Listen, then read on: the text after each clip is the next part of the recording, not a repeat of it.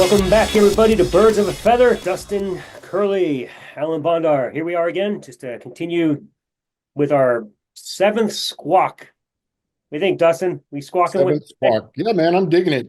I don't know if anybody else is, but I am. Yeah, who cares, man? I'm having a blast. I'm Yeah. liking this. I actually went on a little bit of withdrawal after the holiday because I was like, man, I miss talking to you. This was fun.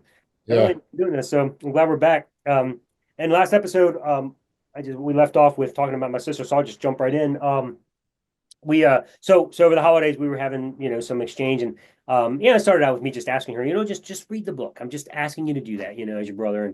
And of course that didn't go well. She didn't want to do that, and gave me all the reasons why there's no need to read it, because I just, I was never a believer in the first place, and I was just in it for the money, and just kind of made all these kind of derogatory, horrible comments. And it was really frustrating because I was like, if you read the book, then you'll understand some of this, and or at least like let me dialogue about it. But there's just the stiff arm. We don't want to hear about that. I know, my God, I've experienced too many things. I know, and it's very very Subjective. what's that? Subjective. Yeah, it's subjective, but also the way they approach it, it's just very derogatory towards the alternative position. Like nothing else can be right. I know, my God, anything else is just horrible. Um, and so the part that got me was kind of frustrating is I don't need to hear that. I don't need to read anything. I don't need to know what you have to say because it's not right. But then I get an email from her giving me all sorts of insights from the Bible and all things that I'm doing wrong and and I was like, what gives you the right to tell me all this stuff from your ancient book that has no proof, no evidence, no verification for its truth? But I'm laying out a whole book of evidence here, and I'm saying just consider the evidence. I don't need to consider evidence. I just need you to take my word for it. Just listen to my ancient book. And that was the part that irritated me the most. It wasn't even so much the comments she made, because they were frustrating too. But I'm kind of used to that from Christians. But um, you know what I mean. But the whole I have the right to tell you, but you don't have the right to tell me. That that faith based mentality that I'm going to dig my heels in. Nobody's going to tell me anything, and I'm going to tell the world it's my way or highway. And it's not really my way, it's God's way or the highway, which ultimately is my way or the highway, because let's face it, as Christians, we all just make God up. We don't, nobody agrees, nobody genuinely gets their view of God from the Bible. That's why there's so many different views.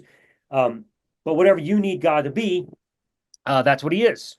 And so that was pretty much the way the conversation went with my sister and I. Um, and it was just very, very disheartening because I thought of all people, I could at least get her to, consider some of the things because I'm her brother, but that just wasn't the case. But that being said, again, that the whole point is the whole I have faith and I know I'm right. You have evidence, but that I don't need to see evidence. Kind of what you were saying in the last episode, um, we you don't even with all the evidence that you have, it's just not going to be something that's going to break down that wall of faith. Well, and Christians are not willing to apply their own litmus test for what is or is not evidence consistently across the board. Because, for example, take your sister, and to be honest with you, this is what I have found with nearly every single Christian that I have talked to since coming out of that cult is they will say, well, ultimately, none of this matters. I know what I have experienced. That is what I end up hearing more times than not. And so I will ask them, so because you have experienced this in your mind and your heart, you are convinced because you have experienced it. Well, absolutely. Okay. So can we take that same litmus test for proof and carry it over into a Buddhist belief system? Because they say the exact same thing. They Right. are convinced. They have had the experience. Well, no, they're not right. Well, why are they not right? But you are. And I know, man. And that is what happens is it just it nearly every single time it just gets derailed and it's a lot of ad hominem or it's just Well, what I hear is the whole well, not everything can be proven with evidence. Some things you just Okay. have to take Well, on faith. okay. So let's take that criteria and apply it across the board. Are they willing? And they would not be willing to do that either. And and the whole mystery argument is so weird to me because every single time that comes up, and it does come up every single time. Well, Dustin, just some things are a mystery. A mystery by definition cannot be known. And so if there is something that you don't know, you could be wrong. Are you willing to admit that? Well, no. Then, I mean, you can see it. And I remember I did it. I did the exact same things, man. I did. I mean, I can't remember if I've ever talked about this with you or not, but I was involved in a debate with professors from Brigham Young when I was doing countercult Wow. apologetics.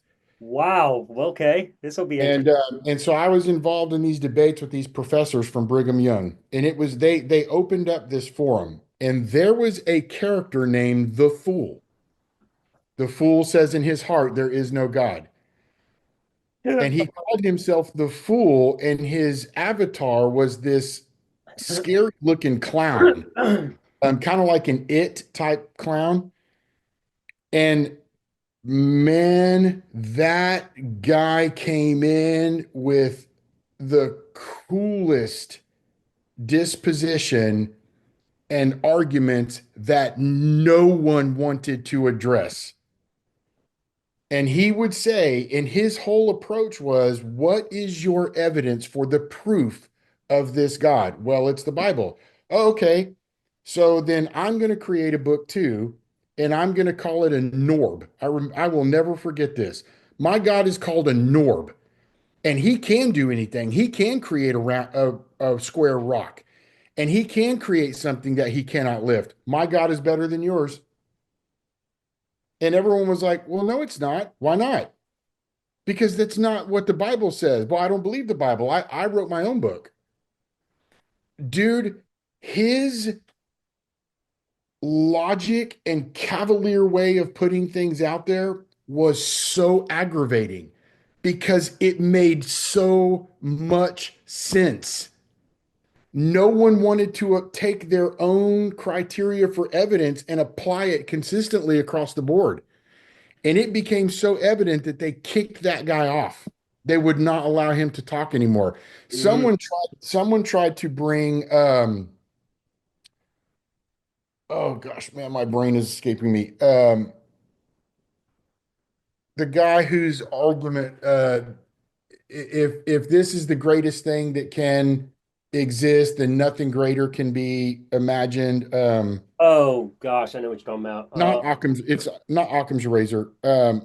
I can't believe I can't think of it right now. It'll click. I know exactly what you're talking about. I have it. It's actually in my book, and I can't Yeah, remember. it is. It is in your book. I mean, it's a very old Yes, apologetic approach. I want to say Anselm, but I don't know if No, that's it's not. It's not.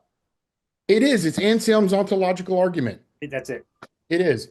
So somebody brought that and wrote it out, and it was super eloquent. And this guy came in and used the exact same approach to prove Norb, his God.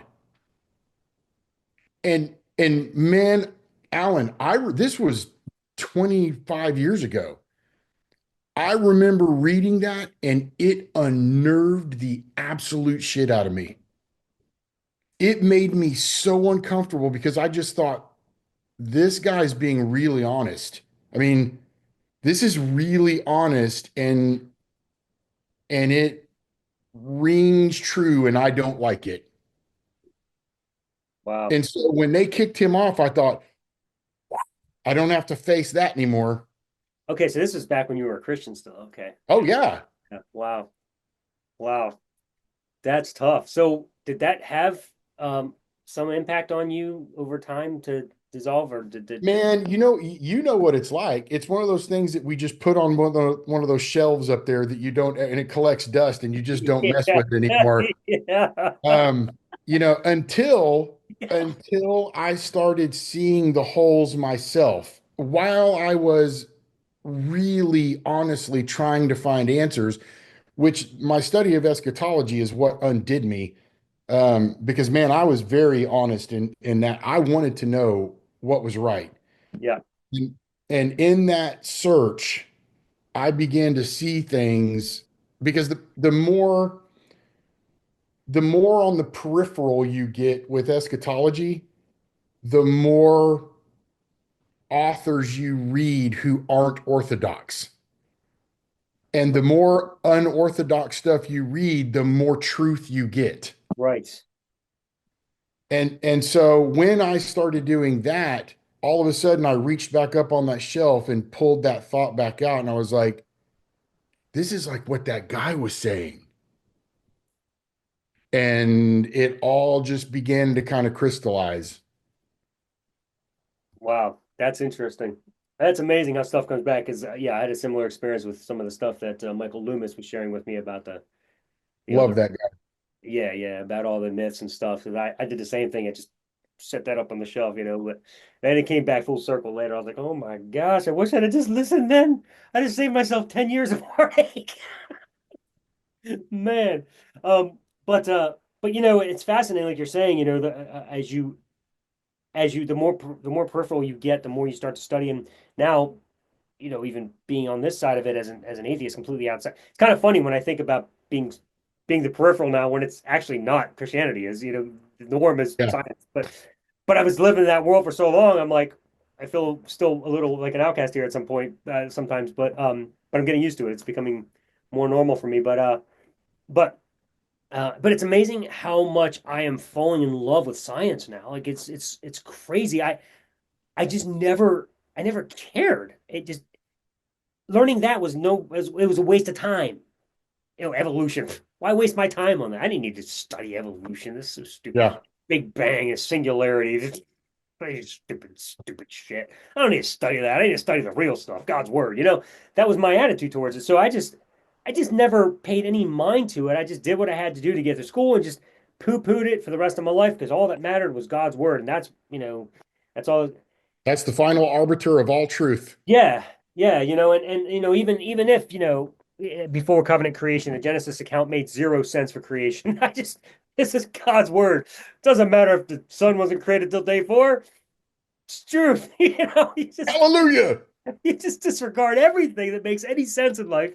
And then you discover a position that makes sense of you. You're like, oh, see, I told you there'd be a good answer, and you just go there or whatever. But yeah, I'm sad of how much time I wasted poo-pooing, all these wonderful truths that I'm discovering now in science, and now I'm just like, now that I'm taking the time to comprehend what they're saying and what these views mean and what these theories are actually teaching, I'm just like, wow, they make sense. Like it just makes so much sense, um and so now when I'm in these debates with people, like right now, Don Preston and I are doing a online kind of debate on Facebook.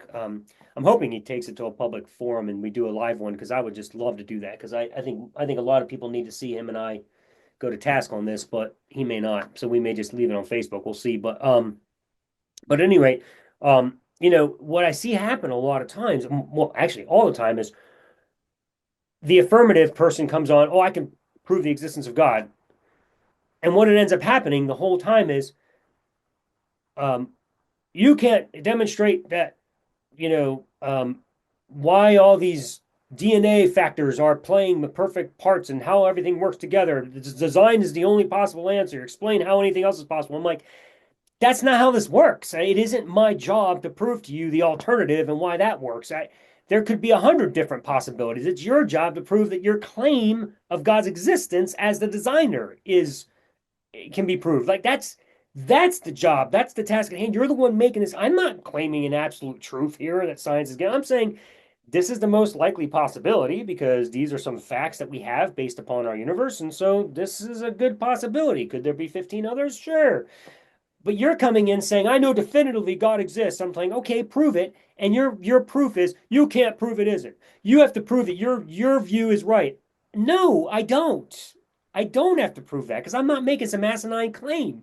But Yeah, I mean, yeah, that's an interesting point, man, because I'm encountering that pretty frequently, and I take the same approach that you do is I don't claim to have answers to those questions, nor do I feel such a need to find the answers to those questions anymore. What I do know, and this is, I think you and I differ just a little in terms of our atheistic positions, because when it comes to the biblical, well, the biblical figure of God, absolutely, but really any God being, I'm an atheist. I don't see any evidence for that at all.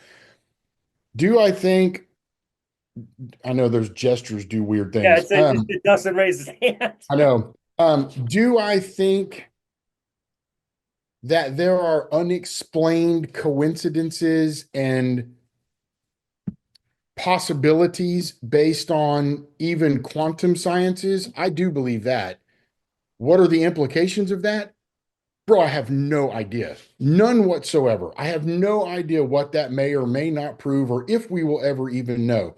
What I do know, though, is that your claim of this biblical God is absolutely and unequivocally false. And since you are making that claim as axiom, it is the onus is on you to prove that claim. And if you cannot prove that claim, you have absolutely no ground to stand on. Right. And you can't prove that claim by saying, well, I've shown this option and that option and that option wrong. Therefore mine's right. No, that doesn't make yours right. It It, does not make yours right. it just means those That's are that's wrong. that's Carrier's approach in that book I was telling you. He does that exact same thing. Just because you might disprove the mythos position in some way does not make historicity correct. Right. And that, man, that is a powerful truth. It is because sure, a Christian might be able to talk with a person of science or whatever and say, this is not true, and we have the evidence, and so therefore the literary Jesus is real. No, What? it's What a there. non sequitur! There's a million different possibilities in that leap you just made that you Big cannot time. like it's mind blowing. In fact, I find it fascinating. One of the arguments, oh, it has to be an intelligent designer. Okay, let's just for the sake of argument, we'll grant that. It's an intelligent designer. Prove that intelligent designer is Yahweh. Like that's what I'm dying to hear here. Like let's even say that we could, which I don't think we can, but let's just say we can prove that intelligent design made this. Okay, great. You still can't demonstrate that that's Yahweh. There's 1,000 other possibilities between those in a logical leap. In fact, you think of Deuteronomy 29:29, right? Secret things belong to the Lord, but Right. things belong to blah blah blah. Why is it that that can apply to your God, but it But can't not to apply? anybody else. Right. Why can't that apply to, say, energy? How the fuck do you know that energy isn't intelligent just because it hasn't chosen to reveal itself to So us? see, so maybe you and I are closer than I think in thinking, because that is along the lines of what I think. I Sure. I do think there is an intelligence now, but here's the problem. When you use the causal argument and you continue to take that back and you say, well, what or who created energy? I don't know. I have absolutely no idea how or who created energy. Well, But what I can tell you is it wasn't some freaky tribal god written about in a book that 2,000 years ago with a whole bunch of errors and gross atrocities in it. It wasn't that. no. Well, and look, where I'm at, and hopefully we can kind of close the gap between you and I where we are, because I don't know how different we are, but you said we are maybe, so this is fascinating discussion for me. Where I'm at, again, this is the part of the agnosticism that I am, is I don't know whether energy or the universe or some other being that I don't know of Right. is some intelligent designer that created energy to begin with, that started this whole thing. I don't Right. know, but I do know that there's also the possibility, and in my mind, at this moment view, though it can change at a drop of a hat, based on the facts we have about energy and the universe and their sheer existence, if you take the fact that energy can neither be created nor destroyed, but it only changes, then I see no reason to believe that energy, to not believe rather, that energy cannot be the very thing that has existed for all eternity. Why does it have to be some God named Yahweh? Does it Yeah. have to be intelligent? No. Why does it even have to be intelligent? Evolution has been demonstrated as a fact. You don't need intelligent design for evolution to work. It just works. And especially if you consider the Big Bang, which many people misunderstand what it is. I always did as a Christian until recently when I actually gave a shit and tried to understand what it meant. Yeah. Not the word Big Bang gives it this idea that out of nothing, just boom, this explosion happened. That's not the Big Bang. That's just idiots like me that just disregarded what it actually taught, that didn't want to pay attention. Well, Thought, it's painting caricatures of truths in order to poison the well of yeah, thinking. yeah, exactly. But really, all it's talking about is a singularity. It's a time Right. for eternity that energy as a universe kind of was condensed into this one tiny thing, and anything that exists for that long for eternity, even if it only has 1.3 billion chance once out of 1.3 billion chances for it to happen. If it's around for that long, it's eventually going to happen. That's not chance anymore. That's actually fact. It's probability. It's probability. So there's zero reason when you think about it that energy as a universe cannot be held in this moment for 1.3 billion years or whatever the exact number, 3 billion years. I forget what the exact number is, but it's there. And then the singularity, that's called the Big Bang. It started to move in a way that we could finally observe it. And that's realistic. It's proven that that's a possibility based on the facts we have that science gives us through evidence. There is no evidence whatsoever that some God made this out of nothing. Right. There's none. Now, Yeah. could there be? Sure, because since we can't go any further than a singularity at this point, those are all possibilities. Yeah, man, I think you and I are probably we may be on the exact same page. Because everything you just said, I would agree with. Yeah. I mean, I appreciate what you just said immensely. And yeah, I want to find, there has to be something out there. I want to find something written from a incredibly academic anthropological approach to the creation and beliefs in deities. Um, because there's this weird thing that happens when you deconstruct and you leave cult thinking. And I don't mean that in a pejorative. I really don't. I genuinely believe it is cult thinking. I believe it is brainwashed cult thinking that we convince ourselves and others nurture. So once you leave cult thinking, where you are trying to find all these answers to these existential questions, because for some reason you have to know them. I mean, I felt this pressing need to understand why. Why did this happen? What happens when we die? Why is there this? How do I explain these travesties? What about justice? And there are two camps of thinking primarily. Some, which is where we are at this point, we go to very natural explanations that then made no sense to me. Then you have other camps of thinking that go to deities. Well, there was this god created from mud and he had sex with a cow and this cow produced this other god and these gods became and one had a slingshot and one had bows and arrows and one is in charge of this and they shoot each other and they have sex with everybody and bro, we come up with this crazy stuff. what I see is anthropologically, it's true though, right? Isn't that crazy? Dude, we come up with some crazy stuff, man. And Look, but anthropology, just real quick, the thing is, that's what I'm laughing is like we have such creative minds and we love watching this stuff in fiction. How the fuck did we turn this shit into reality? bro, I know, man. I know. Yeah, oh, it's crazy. And so you have these different tribal gods, and each of them is nuanced based on the tribe. They really are. And each of them is nuanced based on their culture, economics, socio-political factors. There's all these different things that factor into these tribal gods. And ultimately we say, well, that's why, because they did it.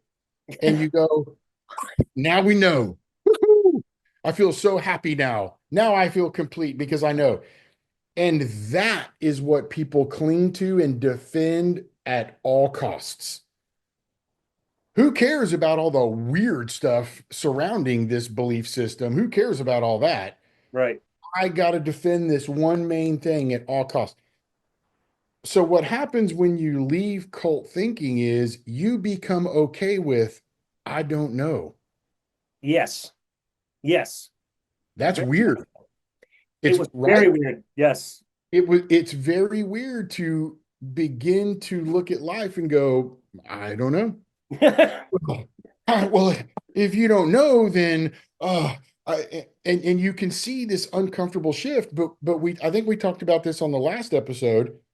Every single Christian, I don't care who they are, from the upper echelon of academics and theology down to a layperson, every single one of them will resort to mystery, Yes. which is that is saying, I don't know. I don't know. Right.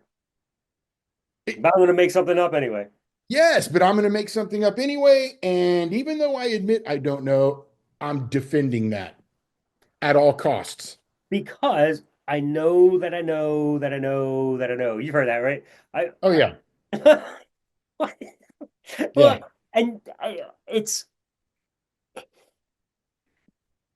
when I was a pastor, even a youth pastor, I would teach apologetics to my church, to my teens. So did I. And I've seen some of my teens now come online and argue against me now, trying to and I get a little chuckle actually because I see them using the rhetoric that I taught them to use. And I, and then I sit here and I'm like, I can't believe I taught these guys this. It's so ridiculous. And what I taught them was basically the presuppositional argument. Well, whatever they Right. say, all you need to tell them is they're wrong in God. Boom. And there's no, you don't need to, they're going to come up with all kinds of magic tricks and evidence, and they're going to claim this and that.